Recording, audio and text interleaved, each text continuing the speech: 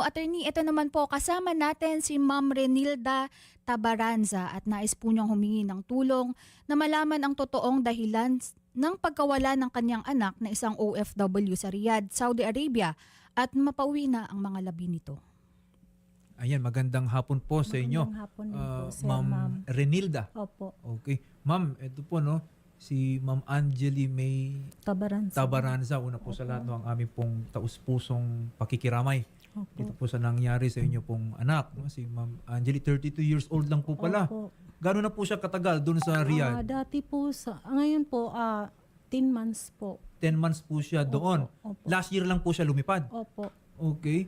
At sa ngayon po, hindi nyo po alam kung ano po yung totoong nangyari. Alam ko na po, may binigyan na po sa amin na nang galing po doon sa UWA, doon sa immigrant. Yung medical record galing po doon sa mismong hospital. Pero hindi po ako makapaniwala dahil po sa nakausap ko po siya. 16, nagchat-chat po kami. Wala po, kahit po yung mga buwan, yung habang nag-uusap kami, wala po siyang binanggit na may sakit siya. At saka, siyempre, ikaw, malalaman mo kasi yung agency, mayroon bang agency nagpapaalis ng may sakit ang Yes. May medical clearance naman pong Meron naman. Lalo na kung yung sakit kayang doktorin. O kaya mismong OFW na nagbibigay ng waiver o pumapayag. Meron naman. Minsan hindi rin sinasabi ng OFW sa pamilya na may sakit siya. Kalakaran na ng ibang mga OFW yan. Pag may sakit sila, hindi sila magsasabi sa pamilya nila para hindi mag-alala. Kung mga yan, no? Fit to work naman, fit to Di po travel. siguro masama na isipin ng bilang ina na magdududa po kayo sa yung lahat-lahat po. Nakita nyo naman po yung ibinigay po namin na yung medical record po. Tapos, siyempre bilang ina, hinahanap ko yung totoo po, yung hustisya po. Kahit po, na lang po, basta malaman ko lang po. Kahit masakit sa isang ina na, siyempre pag autopsy, alam na natin na ano po ang gagawin sa kanya. Pero, ang sa akin lang po talaga na makikita ko at malalaman ko ang katotohanan. Yes. Opo. Well, kami rin naman po dito, Ma'am Renilda, hangad din po namin na malaman kung ano po ba ang naging tunay na rason ng kanya pong pagkamatay. Pero ma'am, kailan po nakarating sa inyo yung balita po na 23 na po. 23 last month, January? Po. At Kasi sabi po ninyo, nakausap nyo siya 17 po ng umaga po. January 17. No? So Opo. more or less, mga 1 week lang po noon. Oh. Wala siyang nabanggit sa inyo, nakaramdaman, walang po yun. inireklamo na Wala nananakit. Wala po. Yun lang naman po ang inano niya na nag-post siya na nasa hospital siya nung December 14. Kasi Nasa hospital na siya noong December? kasi po naatrasan po daw siya ng amo niya nung time na daw siya Naatrasan? ng sakyanan kasi naglinis po siya. Tapos sinabi ko sa kanya kung ano ba talaga. Wala naman po daw. So, mama, sabi po ninyo, December, naatrasan siya ng amo. Atrasan tapos ganito yung tsura. Dududa rin ako. Ayan, teka lang. Ito po yung, yan ito po ba nung December? Hindi po. Ngayon na po yung 17. Bago po na siya namatay po dyan sa ano. Ito po yung naging, Opo, Okay. Akala ko nung naatrasan ito na itsura niya. Hindi pa pala to. Uma po siya nung dinala siya alas Okay. 4 ng hapon. Pagkatapos, nagkuma na kagad siya. Tapos nung nakiusap ako doon sa DMW at saka sa agency na pupuntahan ko yung anak ko.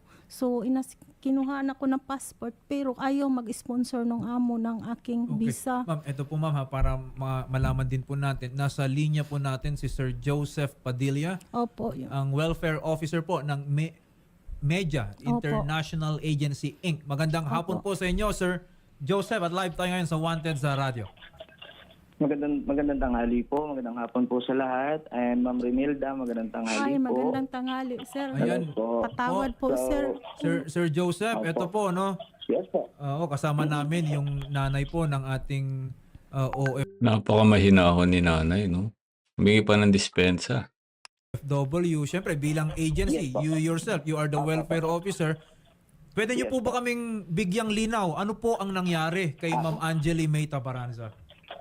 Okay po. So, start ko po muna, sir, regarding dun sa December. On December 2025, actually, si worker po ay deployed po last 2025, March po. Okay. Noong December po na incident, ito po ay naatrasan po. Pero ito po ay naagapan. No fractures were found po and nag-continue to work po after po na mapagaling po si Miss Angeli. On January 7. So hindi related doon sa pagkabangga niya ng December yung kanyang pagkamatay. Di po. Ay, hindi po, hindi po. Okay. Sige po, no. Fast forward po tayo nung January. Yes po. On January 18 po, we received a case actually na si Ma'am Angeli, Miss Angeli Tabaranza po ay nadala po sa hospital. And then from January 18 po to hanggang 26, una po namin ginagawa dito, ang SOP namin is kontakin po agad si next of kin. Nakalagay po kasi sa contract na ang nakalagay po doon is si Mr. Andrea Tabaranza na tinatawagan po namin. And then later we found out na yung tinatawagan po pala namin is passed away last year din. Okay. So hindi po namin mahanap yung contact and gladly tumawag po sa opisina namin si Mr. Angelo Tabaranza, which is yung January 26 we informed na nasa ICU po si Miss Angeli. Opo. And then sinan po agad namin yung medical record, nag-provide po agad kami ng medical record to confirm this matter po. Yung sinasabi po na January 23 is natanggap po nila Mr. Renilda, nabanggit po sa akin yon na may nag-inform po na kaibigan na nagsasabi po na patay na. Pero ang pinaka-confirmation that time is nasa ICU pa lamang po si Miss Angeli Tabaranza. Comatose, And then- yun na yung sitwasyon niya nun. Yes po. And then on January 27 po, doon po na-confirm na brain dead po si Miss Angeli, which is in-inform po agad namin. Actually, ako po talaga, personally, Pag brain dead, tas aparato na lang, mercy killing na yun. Diba? Brain dead. Tapos aparatos na lang, bumubuhay. Tama ba ako? Yari. ang tumawag po kay Miss Redilda to inform them na brain dead po. And the hospital actually nag-ask po ng authorization dahil si worker po ay naging parang parang tawag po dito for organ donation po, ganun. Organ donor. Actually, yes po. Pero ang sabi ko is to give time muna to decide this matter kasi kailangan ko makausap ang family po regarding dito. Okay. So, ang nangyari po noon, on January 28 up to February 5, kinontak ko agad si Ms. Renilda para po pumunta kami sa Department of Migrant Workers to ask assistance. Nakapag-provide naman po tayo ng assistance kay Ma'am Renilda na samahan po siya. At noong February 5, nagkaroon po kami ng meeting with the sponsor itself po mismo, sir. So, nakontak po agad namin si sponsor and explain po ni sponsor yung mga nangyari. And mas maganda rin po kasi ang nangyari noon, nakausap po ni Ms. Renilda yung sponsor mismo. Okay. Nung time na February 5. Nung pagka-uwi po namin ng February 5 ng hapon, kinagabihan po mga 6 p.m., naka-receive na po ako ng sa WhatsApp ng aming foreign recruitment agency na si worker po is passed away. Hindi po agad ako nag-inform sa NOK kasi wala pa po akong confirmation. So need ko po muna makakuha ng confirmation from the hospital itself na mayroon pong confirmation na talaga pong passed away po si Miss Angeli. Nung nakatanggap po ako, ng mga 8 p.m. po, doon ko po agad tinawagan si Miss Renilda to inform them. At yun nga po, sabi ko, kasi kailangan din po mag-asikaso ng mga dokumento, magproseso ng dokumento para po sa repatriation of human remains. So, dahil- Sir Joseph, no? Sorry to interrupt, no? So, anong araw po yung confirmation, yung confirmed rather na date of death ni Ma'am Angeli? February 5 po. February 5. Now, I appreciate no yung timeline po na binigay po ninyo, Sir Joseph Padilla, pati na rin yung efforts ng inyong agency. Pero hindi ko pa rin nakukuha, no? Ano yung reason bakit siya isinugod sa hospital in the first place? Isinugod po siya sa hospital dahil based po sa pakikipag-usap po namin sa sponsor, nung February 17 po ng tanghali, nakita po ng sponsor na bumagsak po yung kaliwang party po ng katawan ni Miss Angeli. So it is a stroke po. So bumagsak po kasi yung kanyang bibig po sa kaliwang parte and then After po nun is nahimatay po at nagkaroon po ng seizure. Okay. Kaya siya dinala sa hospital, no? Hospital po as soon as possible po. Oo. So that was February 17. Tapos January nakomatose siya 17 ng 23. Yan po ba yung nangyari? Yes. Based Wait lang, bago kayo mag-comment na overwork yan, alamin muna natin, yung tao po ba ay nagsasabi na siya po ay may karamdaman? Hindi natin malalaman yan. Patay na yung tao, di ba? Let us not judge first, no? The other side, we are here just to... Hindi, mahirap kasi confirm yun eh. Overwork siguro to, hindi pinapakain, kulang sa pahinga, no? Kaya siguro bumagsak yung katawan. Well, sad to say, ganun talaga sa abroad. No? May lalo na yung ibang mga OFW na nakatagpo ng employer na hindi nauubusan ng utos. Mahirap talaga yan ganyan. Pero sana pag mga ganito, may nararamdaman kayo, magsabi kayo sa pamilya nyo, ha? po sa ano namin, yes po, January 23 po, is na-comatose na po siya. And then eventually po, siya po ay pumanaw ng February 5. February 5 po. Yes Oo. po. Doon po sa kanyang death certificate, no, or the autopsy, ano po yung cause of death? Actually po, inform ko lang din po na si next of kin po didn't consent for an autopsy po. Okay. Ang naiintindihan ko naman po yung na hindi po satisfied si ma'am dun po sa medical record, but ang nakalagay po dito sa ating medical record na her natural death is secondary due to acute medical illness, progress to brain death, and then circulatory death po. Okay. Hindi, kasi especially doon, Rio, no, this is Saudi, well, yung consent of the family is essential para din dun sa autopsy. Kasi, again, no, as a Muslim country, tama po ba? Ito, Sir Joseph, they don't usually Yes po. do autopsies. Oo. Yes po. Actually, Tsaka hindi nga iniimbalsa mo. Hindi iniimbalsa mo yan. Kaya kadalasan nasa freezer. Diba?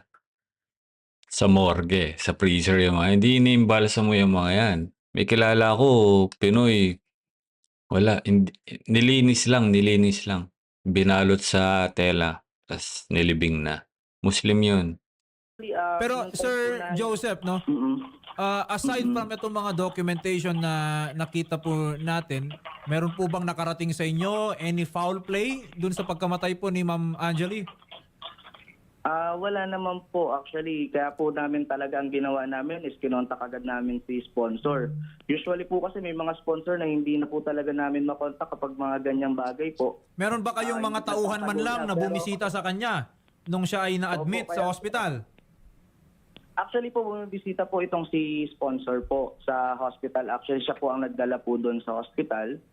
Yung employer po niya is a military doctor po. Okay. And the Foreign Recruitment Agency is continuously nagbibigay po sa amin ng updates every time na bumibisita po sila doon.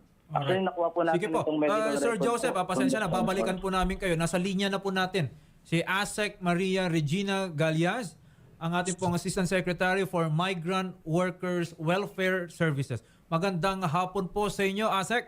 Good afternoon po, Attorney. Good afternoon po sa pamilya po ni Ma'am Angeli. Kay Ma'am Renilda po, nakikiramay po kami. Magandang araw po sa mga nakikinig din po. Ayan, ASEC, no, kasama po namin nga itong si Ma'am Renilda. Opo. Gusto lang po din sana naming manghingi ng impormasyon kung ano na po yung mga nakarating po sa inyong tanggapan tungkol sa pagkamatay po ni Ma'am Angeli. Opo, thank you po, Attorney. Opo, yung nakikinig po ako kanina, no, yung report po ni Sir Joseph, yun po ay i-report din po nila accordingly sa Department of Migrant Workers. Yun din po yung information na nakarating sa amin at na-validate ng ating Migrant Workers Office sa Riyadh. Yun pong nangyari na nung January 22 po, lumapit po yata sa amin opisina sa One Repatriation Command Center si Ma'am Renilda mismo para humingi nga po ng tulong tungkol doon sa kanyang anak. Base rin po, dinalaw po ng ating OWA sa Riyadh ang kanyang anak noong January 22 sa Dr. Sulaiman Al-Habib sa Hafa Hospital at kung saan nga po na-confirm po na nagkaroon po ng stroke si Ma'am Angeli according sa diagnosis. And after nun po, minamonitor naman po yung kanyang condition. Unfortunately nga lang po, medyo hindi po improve yung kanyang condition. And it was reported to us also that sadly po, unfortunately, she passed away on February 5. We were also informed, Sir Attorney, na meron pong request na makarating sana ang pamilya ni Ma'am Angeli sa Riyadh, Yes, no? Habang nasa ospital po siya, kaya lang hindi na po umabot dahil po dun sa proseso po ng pagkuha ng passport. So Okay. ngayon po, ang inaayos po natin, tutulungan po natin yung pamilya na mauwi po agad si Ma'am Angeli sa Pilipinas. May hinihintay na lang po mga dokumento na na-communicate na po yata kay Ma'am Renilda na kailangan po ng affidavit mula sa kanilang pamilya. Tapos Na na may po. anak po, meron na po, ma'am. Ayan, meron na raw po, sa ASEC, amin. para Kagabi mapabilis po, yung totally po, nung next week pa po natapos ko lahat yung na-comply ko po yung Ayan. mga requirements Okay na daw po pala, ASEC, no? Yung Tapos mga kaya requirements. po ako, pasensya na po, kaya po ako napalapit na dito kasi sa unti-unti pong paglalakad namin sa mga papel, na-comply ko na po. Tapos may mga pahabol nga po na affidavit, yung mga pinirmahan na waiver, na kung anong mangyari sa anak ko, nanghugas kamay sila, na sa pagbiyahe. Yun, na-comply ko na po. Yun ma'am, ang inano ko po kasi araw-araw po ako nag-aantay sa anak ko po kung ano pong nangyari. Bakit po hanggang ngayon wala pa po na sana? Sabi ko, may mga apo po ako nag-aaral. Nag-aantay po sila. Tapos ngayon, hanggang ngayon po parang napapanawa na po ako ng Ganito pag-asa po. Ma'am Renilda, no? Total, kausap na rin po natin mismo, no? Si ASEC na po, no? Ng Department for Migrant Workers. ASEC, after this call po siguro, kung pwede, ibigay nyo na kung ano pa yung mga kulang para samahan na rin ng staff ni Senator Raffy. Kukumpletuhin na po natin yan and we can give si Ma'am Renilda ng date kung kailan po natin sana Opo, yun po. mapapauwi na po sa Pilipinas Opo, ang yun po, labi po ni Ma'am talaga po. Angeli. Problem po, attorney. Parang isang dokumento na lang po yun na hinihintay. Pero Ayun. kung nagawa na po nila, Ma'am Opo, Renilda, kagabi po, naipasa ko na po kagabi po kay Sir Kanina niyo Joseph po. kay Sir Joseph. Opo. Sige po, tawagan, Okay. makikipag-coordinate po kami kay Sir Joseph para Opo. mapadala na po natin. Opo, salamat Ibigay po, po ma'am. namin agad sa Riyadh para ma-schedule na po yung kanyang pag-uwi po. Iko-confirm ko po sa office ni Senator Tulfo, kila attorney po, kung kailan po yung date. Ano po? Kasi Sige wala po. naman po Ayan. kayong request ng autopsy. So, sa lalong madaling panahon po, i-inform po namin kayo agad para makapiling nyo na po si Angeli. Salamat po, Ayan ma'am. po. Sige po, no? ASEC Maria Regina Galias, maraming salamat po dun sa Salamat din po. information and we will coordinate din po no dun sa iba pang requirements para po sa pag-uwi ni Ma'am Angeli. Maraming salamat po muli ang Assistant Secretary for Migrant Workers Welfare Services. At maraming salamat din po kay Sir Joseph Padilla, ang Welfare Officer ng Media International Agency Incorporated. Ma'am Renilda, no, narinig po natin, binisita po from staff ng ating OWA, DMW, and yung agency, they confirm po no, na hospital po ang inyo pong anak dahil dun sa stroke na nangyari po noong January 17. No? We are very sad. Ito po nga nung kanya pong pagpanaw. Pero kahit papaano ma'am, no, at least naging malinaw po sa atin Opo. yung circumstances po nung kanyang Yung po hinantay ko pagka-hospital. po na mayroon pong makapagsabi sa akin ng tiyak po na talaga na maiuwi yung bangkay ng anak ko kasi sa dahilan po na ako po'y nag-alala kasi ang batas po sa Saudi is 2 weeks lang po talaga Ma'am, yung ito po ha. Kami po dito, doon po, no? Okay, baka nag-aalala si nanay na baka ilibing yun siguro ang kanyang anak doon sa Riyadh. Ay, hindi naman mangyayari yun. Lalo na pinoproseso naman yan. Ano?